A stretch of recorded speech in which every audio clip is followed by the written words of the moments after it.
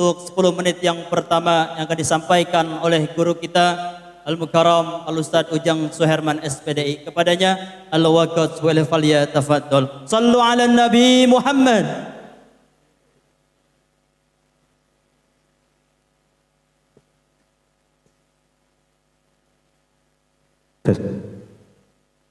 Assalamualaikum warahmatullahi wabarakatuh.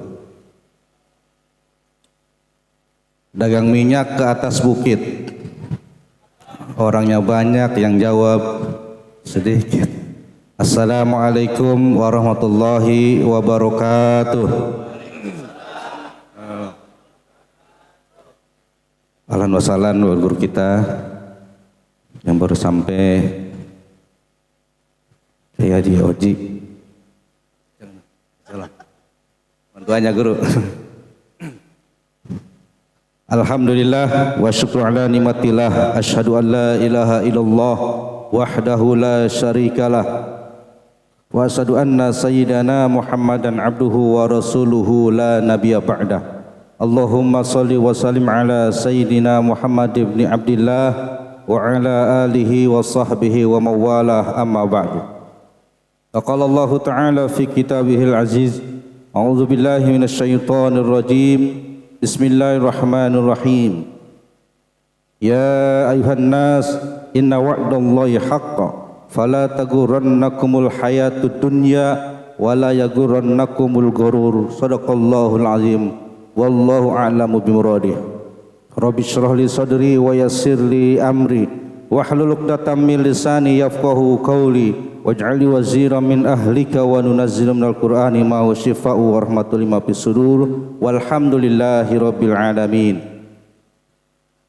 Yang sama-sama kita muliakan, kita hormati para asatid, para kiai, para guru, para tokoh terkemuka, para sepuh, para ketua, wabil khusus yang sama-sama kita hormati begitu banyak guru-guru kita, di antaranya Sohibul Bait, Sohibul Musibah, guru kita Kiai Haji Abidin Nur, kemudian ada guru kita Dr. Andes Kiai Haji Abdul Mukti, ada ketua kita, ketua umum SIGAG Dr. Andes Haji Nanang Pramari SHMM, guru kita Kiai Haji Ishak Asari, guru kita Kiai Haji Oji, dan juga para asatidz yang lainnya yang tidak saya sebutkan satu persatu. Mohon maaf, mohon maklum karena waktunya hanya 10 menit. Insyaallah tidak akan panjang lebar, saya akan percepat, tapi insyaallah mudah-mudahan manfaatnya walaupun sedikit. Cepat, tepat, aktual, padat, terpercaya. Para hadirin sekalian, para guru, jamaah, bapak-bapak, ibu-ibu yang dirahmati Allah Subhanahu wa taala. Alhamdulillah malam hari ini banyak sekali guru-guru kita hadir, para alim ulama. Ini membuktikan acara ini penuh dengan keberkahan dari Allah Subhanahu wa taala, dan mudah-mudahan iringan doa-doa kita wabil khusus teruntuk almarhumah Hajah Juna binti Haji Jipan, mudah-mudahan almarhumah di alam sana senantiasa selalu mendapatkan rahmat dari Allah Subhanahu wa taala. Amin ya Allah ya rabbal alamin. Kata Nabi, man jalasa inda alimin sa'atain wa sami'a minhu kalimatain wa akala ma'hu luqmatain wa masya ma'hu khutbatain a'tallahu ta'ala jannatin wa kullu jannatin mislu dunya marratain.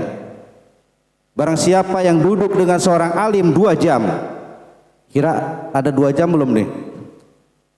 Dengan seorang alim, ini alimnya banyak lagi, tidak hanya satu. Dengan satu orang alim saja kita duduk 2 jam, kemudian kita makan beserta seorang alim itu 2 suapan, kemudian kita mendengarkan darinya 2 kalimat dan berjalan bersamanya 2 langkah, maka Allah akan berikan pahala kepada kita 2 surga, dan setiap surganya luasnya 2 kali lipat dunia. Besar gak? Makanya jangan malas kalau duduk dengan seorang alim itu. Rajin-rajinlah ke majlis ilmu, majlis takziah, majlis haul, majlis apapun gitu. Kalau ada orang alim di sana, datangi.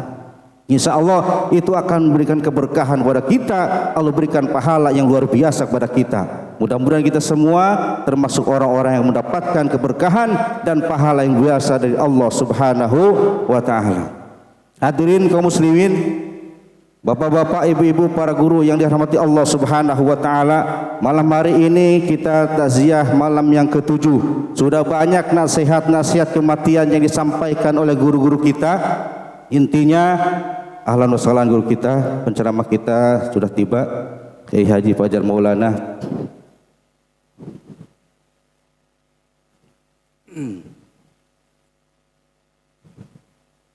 Sedikit lagi. Intinya manusia itu ketika meninggal dunia ternyata tidak ada yang dibawa sedikit pun kecuali amal ibadahnya, betul? Sekaya apapun manusia itu, sehebat apapun jabatannya, sekeren apapun tampangnya, ketika mati yang dibawa hanya kain yang berapa meter tuh, yang warna putih, tidak ada. Makanya kata Allah dalam surat Fatir yang saya bacakan tadi, ya ayuhan nas inna wa'dallahi haq, wahai manusia sesungguhnya janji Allah itu benar.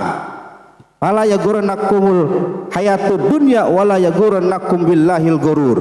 Janganlah kalian tertipu dengan kehidupan dunia, dan janganlah setan yang pandai menipu memperdayakan kamu tentang Allah. Diakui atau tidak, hari ini orang yang banyak hartanya ternyata banyak yang mengakuinya sebagai saudara. Tapi kebalikannya, banyak yang tidak mengakuinya sebagai saudara karena tidak punya harta, karena dia miskin.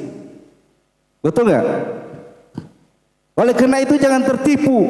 Jabatan yang kita punya hari ini, jangan merasa sedang berkuasa seenaknya, sikat sana sikat sini. Itu hanya sementara, tidak ada yang abadi, tidak ada yang kekal. Karena ketika dia sudah selesai, habis semuanya jabatan itu. Semuanya akan selesai ketika dia sudah pensiun. Betul. Harta yang itu banyak, rumah megah, mobil mewah, atau keluarga, istri yang kita cintai, anak yang kita sayangi, semuanya hanyalah titipan dari Allah Subhanahu wa taala. Karena ketika kita meninggal dunia tidak ada yang kita bawa. Bahkan tadi keluarga, istri, anak, ada yang ikut dengan kita ke dalam kubur? Ada enggak? Ada yang ikut ke pemakaman. Kata Nabi, yasba'ul mayit salasun. Yang ikut dengan mayit ketika seorang meninggal dunia ikut 3 hal. Apa yang pertama? Ahluhu wa maluhu wa amaluhu. Ketika seorang meninggal dunia hendak dikuburkan, hendak dimakamkan, akan ikut dengannya 3 hal. Yang pertama ahluhu, keluarganya, betul? Istrinya ikut, suaminya ikut, orang tuanya ikut, semua saudaranya ikut.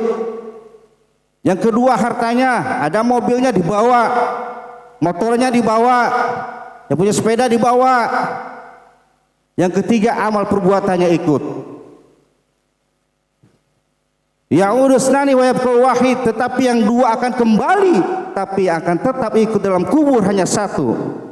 Apa yang 2 akan kembali? Ahluhu wa maluhu.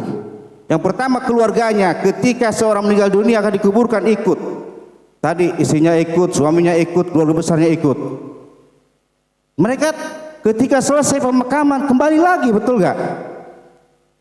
Seorang suami meninggal dunia, istrinya ikut, betul. Tetapi ketika selesai pemakaman, apakah istrinya ikut di dalam kubur? Ikut gak? Enggak. Hanya berkata, yang sampai di sini cinta kita. Betul gak? Padahal ketika pacaran hebat banget ngomongnya. Naik kereta turun di Tegal. Cakep. Naik kereta turun di Tegal, makan roti dibelah 2. Kalau cinta jangan ditinggal, hidup semati kita berdua. Tapi kenyataannya hanya hidupnya doang berdua. Ketika mati, ikut ya istrinya? Enggak. Jangankan berbulan-bulan, seminggu saja meninggal suaminya, dia sudah dandan lagi. Betul? Sudah nongkrong lagi. Sudah kemana-mana lagi, sudah ngelayap lagi. Padahal masa idahnya berapa hari ketika seseorang ditinggal suaminya? Berapa? 3 bulan, 4 bulan? Hah? Buka lagi fikihnya dah. 4 bulan 10 hari. Jangan kemana-mana tuh. Ketika seorang istri, seorang perempuan ditinggal suaminya, idahnya itu 4 bulan 10 hari. Jangan kemana-mana. Ikut gak tadi? Enggak. Apalagi yang meninggal istrinya. Suaminya ikut gak ke dalam kubur? Sedih gak suaminya itu? Sedih? Menangis ya? Menangis, keluar air matanya. Mata kanan meneteskan air mata, mata kiri lirik janda tetangga. Ada yang begitu, bahkan ada yang cengar-cengir, ketawa isinya mati, cengar-cengir. Suami PA ini ditanya sama temennya, lah ngapa lu bang tawa-tawa? Mati juga isi gua katanya. Kawin lagi lah. Iya pasti perawan, yoi. Tuh ada yang begitu. Nggak ada yang mau ikut dengan seseorang ketika mulai dunia, walaupun janjinya sehidup semati, tapi ketika hidup berdua, ketika mati masing-masing. Anaknya semua begitu, keluarga besarnya pasti ketika selesai pemakaman semuanya akan kembali lagi. Yang kedua hartanya. Punya mobil mewah, mobil 1 dibawa, mobil 2 dibawa, motor semua, ketika selesai itu hartanya dibawa pulang kembali oleh keluarganya. Tidak ada yang dikubur. Hanya satu yang ikut terus ke dalam kubur, yaitu adalah amaluhu, amal perbuatannya. Ini yang menentukan di alam kubur sana amal perbuatannya baik atau tidak. Hanya satu tadi. Oleh karena itu jangan terlena jabatan, harta, keluarga yang dititipkan oleh Allah, jangan sampai menjadikan kita lalai untuk mengingat Allah. Karena kata Allah, kalau kita lalai hanya karena punya jabatan yang sedang berkuasa, punya harta yang banyak, keluarga yang kita cintai, kita bela habis-habisan, pergi pagi pulang malam, bahkan ada pulang pagi demi keluarganya, tidak ingat ibadah, tidak ingat Allah, lalai kepada Allah. Kata Allah dalam surat Al-Munafiqun ayat 9, ya ayyuhalladzina amanu la tulhikum amwalukum wala auladukum an dzikrillah wa may yaf'al dzalika faulaika humul khasirun. Wahai orang-orang yang beriman, janganlah harta-hartamu, anak-anakmu melalaikan kamu untuk mengingat Allah. Wa may yaf'al dzalika, barang siapa yang berbuat demikian maka dia termasuk orang-orang yang merugi. Naudzubillah summa naudzubillah. Jangan sampai kita ya.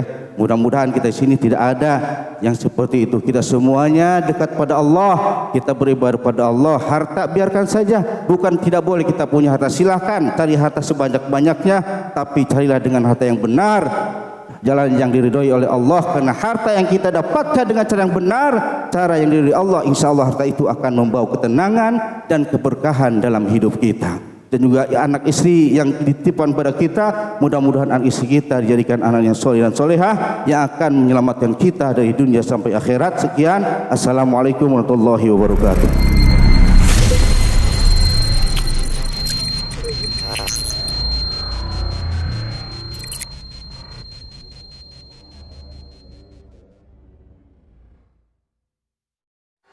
Dengan siaran langsung YouTube channel live streaming Fadlan Sel.